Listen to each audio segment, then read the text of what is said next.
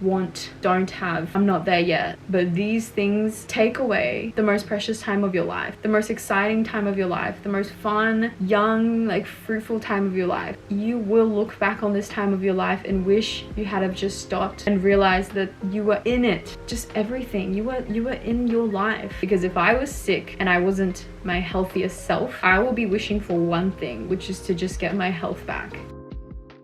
Finished watching Society of the Snow. I don't want to spoil it, but there was definitely a very, very, very big message in that movie, which has nothing to do with planes, nothing to do with flying. It was simply just a message about how being alive is literally the celebration. I think I was talking about it earlier when I was getting ready, but I think it's so easy for us to like forget. We are so lucky. I don't want to sound like I'm repeating myself, but you and I, like, we're literally, if we are fortunate enough to own an iPhone or a computer or iPad, whatever you're watching this from, have access to Wi-Fi, clean water, food, we're healthy, we're alive. These are the most common sense things that we just always tend to forget how much that is enough, like how that is life. It is so unfortunate, and I'm talking to myself when I say this. It's so unfortunate that there are days of the week and days of the month that I waste comparing myself to other people, other creators. I doubt my position, I doubt my direction in life, but it's like, man, I'm alive, I have a roof over my head, I'm actually happy, I have beautiful friends, beautiful friends. I think everyone's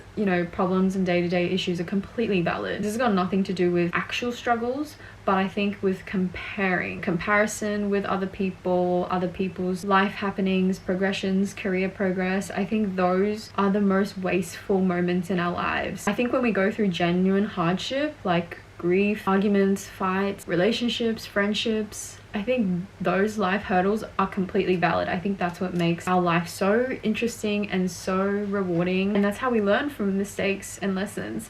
But I think the comparison through social media, since social media has become more of a recent thing, I genuinely believe our generation is the first generation to have to suffer the first-hand effects of social media and doom scrolling, iPhones, technology, all that stuff. The time we spend on our screens comparing ourselves to other people. If we were on an island and we only knew of everything that we've ever experienced and gone through, I think our head would just be so much clearer and happier. I think a small amount of comparison is good, just because it gives you kind of like that motivation and maybe push to work a little harder, or like switch on, like stop doing silly routines that don't serve you in order for you to get to where you want to be. I think a little bit of something can always be good, and I say that with everything. But that movie definitely got me into some type of realization, kind of just like a reality check that I needed. And I saw like a trend that's going on TikTok where it's like the TikTok starts at June 2024 me, and it basically like, yeah, I guess that's all that's happened. And on the other side, June 2023 version of the person is like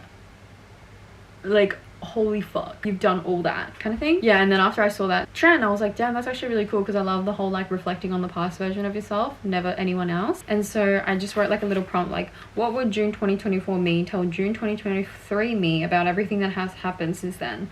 How would the 2023 version of me react? And I said, well, in short, you will have done, and I wrote like a massive list of all the things that have happened since I was still working on my office job back in June of 2023. I won't read all of it, but just some noteworthy highlights. I moved out of my share house, which was a really big deal because that was like my home, my baby when I moved. You flew alone to Europe. That's when I visited my boyfriend in Europe for the first time, because we do long distance. Yeah, just some travel things. And then also you found your dream apartment in Tokyo. Also, this is really cool, but I am going to Shanghai next week, and basically I said, you will be traveling to Shanghai next week with someone you haven't even met yet. So me and Via met in November, I want to say, of 2023. So we were like strangers at June.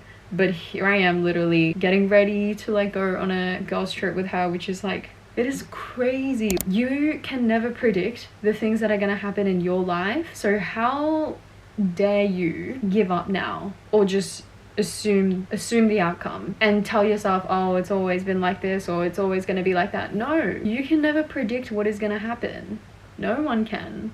And I think it is so important to just genuinely believe that you are deserving of good things, because when you have that mindset, only good things can happen to you. Because I truly believe that every single person, we're in our own movie, and maybe people who are more pessimistic might not feel this way, but I genuinely believe that all movies have a happy ending, and I know that my story is always going to be a happy ending either way. It might not be, you know, the path that I predicted, but I always know that the universe, whatever you want to refer to, God, anything, I just know that there's a better plan that is meant for me. Either way, I just know that it's a really great ending.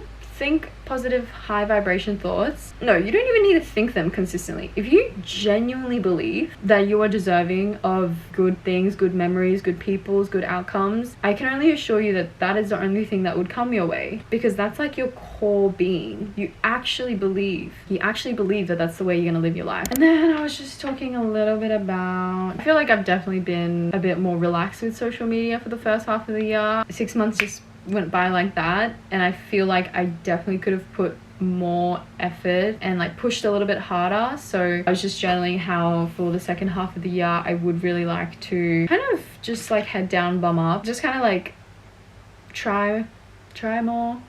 I obviously would never like force myself burn out or anything like that. Like I always just want to remind myself that anything I put out, anything I create and I post online, it's always supposed to be fun. I never want to do it from a place of stress and anxiety and just like doing it just for the sake of it. Like I always want to make sure that I'm enjoying it, because I know that that's when I produce the best kind of content. Like it's literally like my raw, real self. That was a tongue twister. And then I was just saying, you know, if this is where I am today and this is where I want to be, the distance between point A and point B basically requires a lot more focus, discipline, delulu, and a stronger mindset. I can't be like phased by like low views, or if something that I thought would do really well doesn't do so well. Like I have to have a stronger mindset in that sense when I'm trying to maintain discipline, because, you know, a video not performing as good as I hoped it to, whether that's on any of my platforms, if that gets to me, then I have a long way to go to get to point B, because I feel like this version of me is like unstoppable, not phased by little things. Like she's just thinking of the bigger picture and constantly doing her best, striving for her best. So I think the focus in between point A to B, I think those 4 things like really sum up what I want to focus on for the second half of the year. I still want to make sure that I'm enjoying myself, traveling as much as I can, because yeah, I don't know what is going to happen to me next year basically. And then this part is when I started talking about the movie Snow Society, and I just said, 1, being alive and healthy is the celebration, and 2,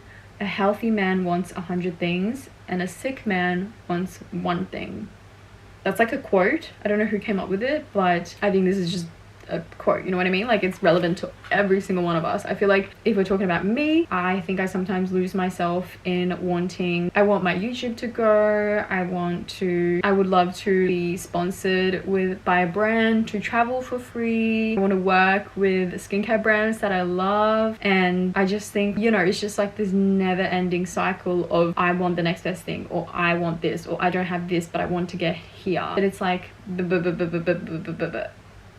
babe, let's just take a step back, because if I was sick and I wasn't my healthiest self, I will be wishing for 1 thing, which is to just get my health back. And I think it is so easy to get caught in this really vicious cycle of want, don't have, I'm not there yet. But these things, literally, these emotions will literally take away the most precious time of your life, the most exciting time of your life, the most fun, young, like fruitful time of your life. It definitely takes a lot of mental training to be able to like recognize when you're having these kind of thoughts and these like really unhealthy patterns of like constantly wanting the next thing and never being satisfied with whatever the hell you've achieved or where you currently are. It definitely does take a little bit of mental training, but when you can get in the habit of recognizing when you start becoming a little bit too eager to make it there, you will look back on this in 10 years time and go, why didn't I just sit right there and live my life for what it was right there, rather than chasing the next big thing, the next big high, the next big promotion, business idea, you know what I mean? Numbers. You will look back on this time of your life and wish you had have just stopped and realized that you were in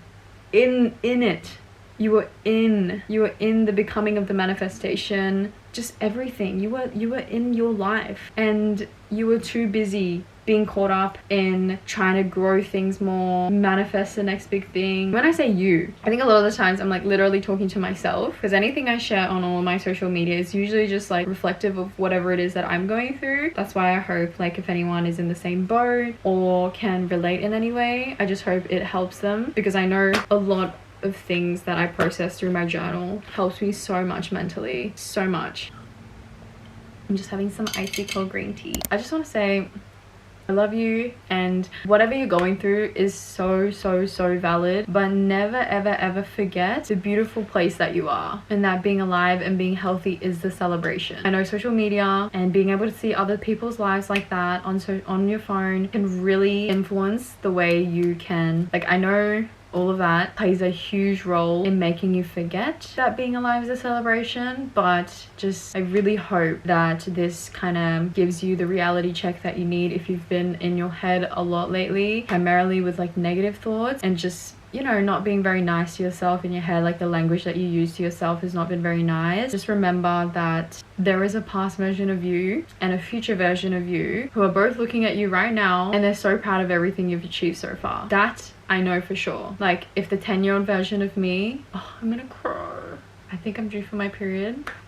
But if the 10-year-old version of me was in this room with me and 33-year-old version of me was in front of me, I just know that both of them would be so proud of everything that I've achieved so far, even though there are days where I'm like, what the fuck am I doing with my life? I definitely feel like that I should be in a 9-to-5 like everyone else is, but there are so many things that I'm so proud of, and this life that I've created for myself right now, as harsh as it is, you need to be able to pull yourself out of a negative rut to do great things and let the magic unfold. But I will see you guys tomorrow.